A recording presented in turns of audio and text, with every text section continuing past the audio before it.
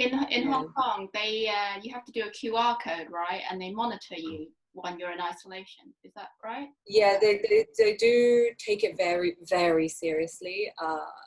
Actually, it's quite extensive, the procedures that you have to go through. So you fill in a form, and then obviously you do the test. And then currently, you actually have to wait at the airport for the test or something. Like I think people have been waiting for like maybe 12 hours, I've heard, before they can actually leave. And you get given a wristband that you have to wear. So obviously, if you start leaving the house, people would be able to tell that you're supposed to be in quarantine. And I've heard like the health department would call you, and you have to like send them like live locations of where you are, so they know you're actually at home, or they have like video calls and things like that. So they do actually take it very seriously of like, you have to be quarantined for 14 days, which I think is a good thing. It gives you the peace of mind. And I've seen they actually announce when they have cases that are spotted, they actually let the public know where they are in Hong Kong. Is that? Yeah. So everyone knows where the cases are, right? When you say how detailed are you talking about? Like they actually give the address and the area. Like the building. Yeah, the building. Yeah. Yeah. Because here we will have like an indicator of like per town almost, or like district, there are cases. But well, that's amazing that they do it in Hong Kong by building. You're saying by building. So people know exactly where the new cases are, and if you want that level of detail, you've got it. Yeah. Whereas I feel like what's being reported in the UK is very, very vague. Welcome to the UK. I mean, like even if you've been in contact with people who has COVID, but you've been tested negative, you still have to go into like a government designated like estate building, like flats where you have to quarantine for 14 days. How do they know that you've been in contact with them? So whoever's been admitted in for COVID, like tested positive, they will kind of trace back on who, like they'll obviously ask the person, and depending on how reliable they are, they would be like, oh, I've been in contact with this person and this person and so forth, and they'll just contact you. And do they have any track and trace system in Hong Kong? What do you mean?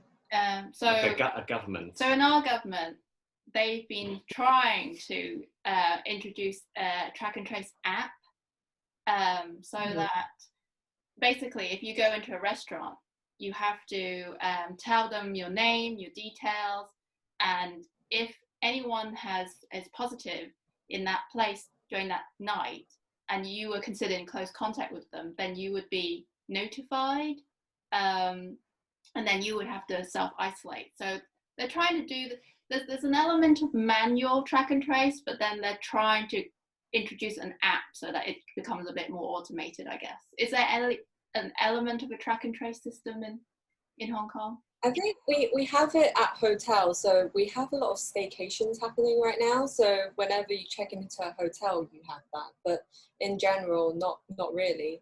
I was actually talking to one of my colleagues who was in contact with someone who had COVID. And then a week later, the health department contacted her and she tested for it and it was negative, but she still had to go into quarantine in a separate area.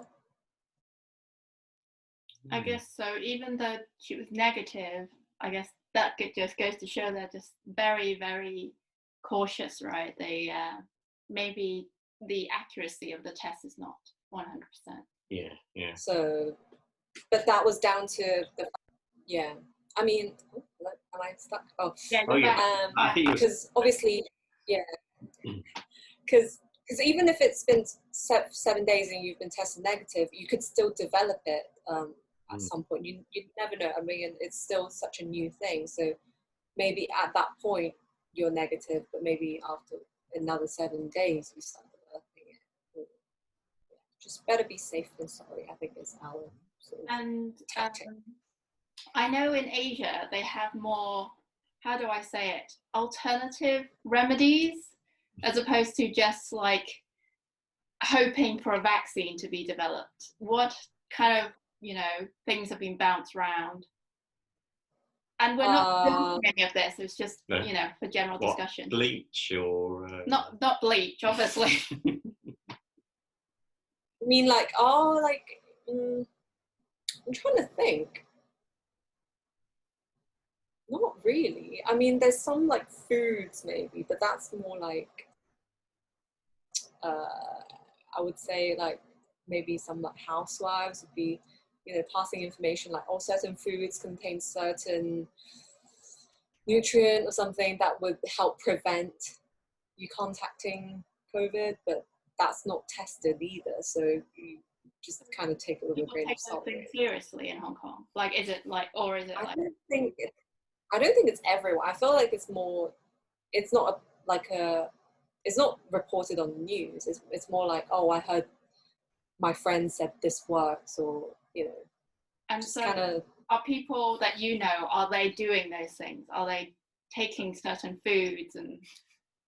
Dad, like my dad is. Yeah. Yeah. What was the thing? It was like lotus root. Oh, yeah, lotus root. I think it was. But, it's one of those like, okay, if it makes you feel better, then do it. But it's not something that is widely. I think mainly it's just hand sanitizing. Like, it's such a big thing here. Like, everyone carries a bottle. You just have to have it and just use it wherever you go. Mm-hmm. That's the main thing. Yeah. And so what are the stories in terms of developing vaccines or anything to help with beating the pandemic in Asia? Like, I don't really know. I feel like there's always news of like something's been developed, but it's going to take years before you can actually use it commercially. I mean, like you need testing, you need all of that backup research in order for it to be safe enough for everyone to use. So I feel like every country's been saying that they've developed one, right? Like in the UK. Like, yeah, we have. Yeah. Do you want to talk about like what in the UK, the vaccine developments, or just what is in the UK news? I guess. I think what we hear about in the UK news, the most recent was actually the Russian. The Russians talk about they've got one that apparently works and they've got advanced testing, but you kind of hear about that and you think, wait a minute, this sounds a bit too. I mean, would you, if all of a sudden the UK government said, right, Vladimir, we will buy 100 million doses off you, and then Boris Johnson goes on TV and says, we've got a vaccine, I've solved it for you. I don't think I would take that. As you say, Mandy, it's going to take years of testing. So it takes years of testing. I think that there's a danger that some governments might just try and get the headlines here. Like, could you imagine like Trump just trying to say, "Hey, we've done it. We've got vaccines," just before the election, and saying we've done it. Said something about how one will be developed by April. Well, he either says that the vaccine will come, or he'll say the virus will go away magically. When it gets warm, I feel like at some point the virus might, I guess, like in a way, change in terms of it's been like diluted, like mutated to the point where we're not. I don't think it's like antibodies that we've developed, but our immune system strong enough to withstand those mutated like virus, if that makes sense. I think it might reach that point. Because I think the same thing sort of happened with SARS. I don't think we actually had a vaccine, so it did go away eventually, but exactly how, you don't really know. I think it's just gotten to the point where it's been either diluted down to like nothing, or I don't really know what happened, but yeah. So what's it like on the streets now? So obviously shops have reopened, restaurants reopened, people are back in offices. Is it schools are reopened, and gyms, etc. Is it all back to normal? Yeah, it is. We just have is it 50% capacity at restaurants, or and then no more than 4 people gathering, but that's about it. Everyone is kind of back to normal. So what about like big events? Do you have sporting events, concerts? Oh no, you still can't have that because no gathering for more than 4 people. So I think still like things like weddings are affected, but everyday life is back to normal. Yeah. Have you been to any of those big restaurants? You know, the where you go yamcha, and is it? Yeah. Normally on a Sunday it's full, right? So Yeah, it's still full. Maybe a bit less tables. Like the table is a bit more spread it out, but we still have to share a table with strangers. Like Oh, really? when Dad and I, when Dad and I went to Yamta, we obviously there's only 2 of us, and we have this culture in Hong Kong where people share tables to begin with anyway. So we would be sharing with strangers. As long as there's no more than 4 people on a single table, that's fine. So,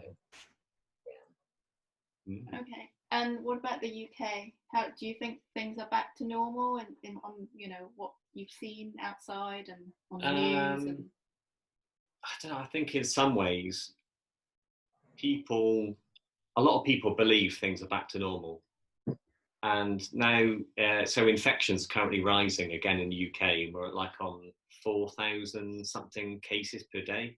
Maybe last week it was 3,000, and the week before it was 2,000. So cases are going up here. The government are starting to talk about like local lockdowns in certain cities, and there's like rumours of, oh, will another national lockdown happen, and what will that mean for life and the economy?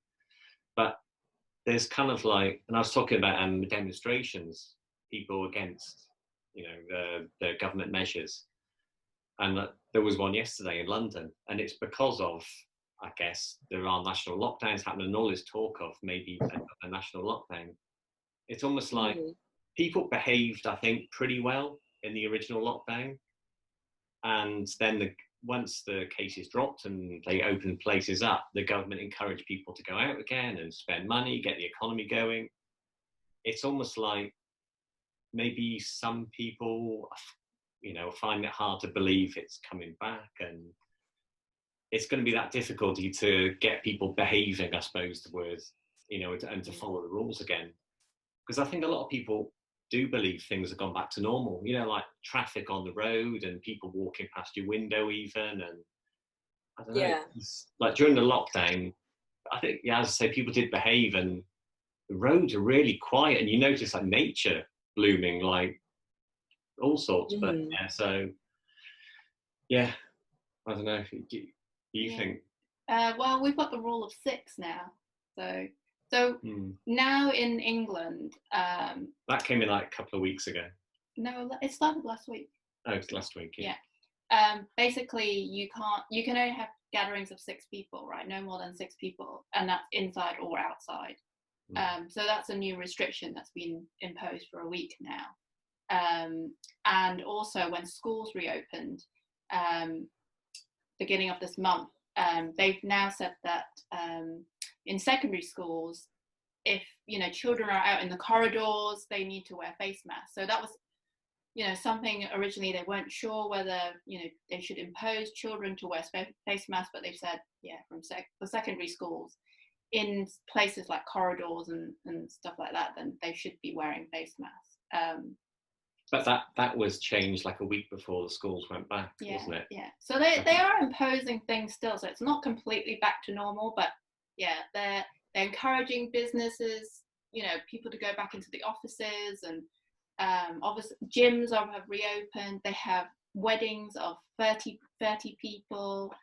So some things, and they're trialing events.